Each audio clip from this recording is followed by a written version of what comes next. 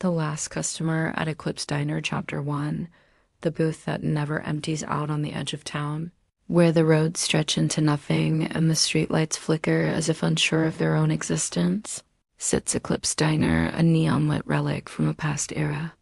During the day, truckers, night shifters, and lost souls filter in and out, their weary eyes barely registering the outdated booths or the hum of the flickering sign.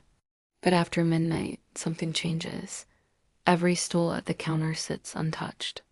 Every table remains vacant, except for one booth. The corner booth by the window, where no locals dare to sit. They whisper about the rule that if you order coffee there during a full solar eclipse, you'll be served by a waitress who doesn't blink, who never speaks a word out of place, and who offers you something more than just caffeine. The meal you left unfinished in a past life.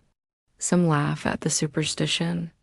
Others swear they've seen travelers arrive, unknowingly settle into that cursed seat, and disappear soon after.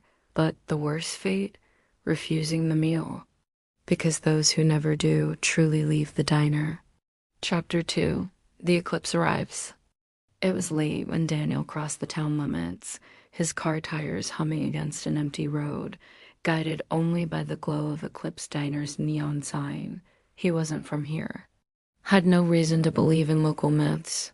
But when he stepped inside and felt the weight of absence, the diner entirely empty, save for that one booth, it unnerved him.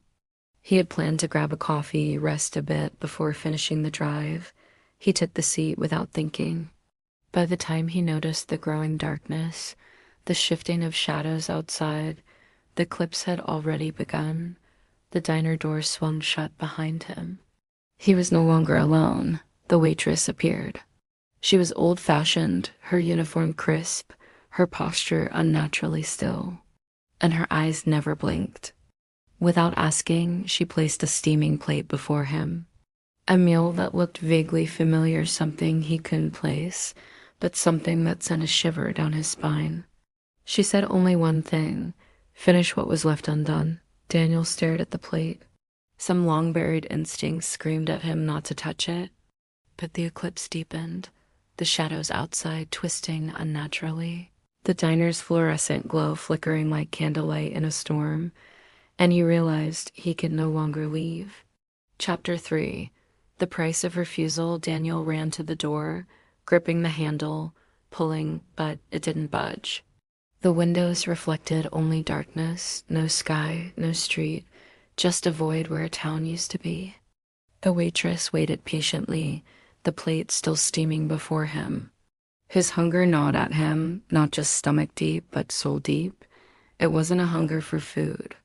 It was a hunger for resolution, for something unfinished that had carried across lifetimes. But the fear, the choking, primal wrongness kept him frozen. "I don't want it," he whispered. The waitress tilted her head. The plate vanished, and suddenly the diner was normal again. Except for one thing, the door never let him pass. Not that night, not the next. Not ever. Daniel still sits in that booth today, waiting, because once you refuse the meal, you will return, over and over again, until you finally take the first bite.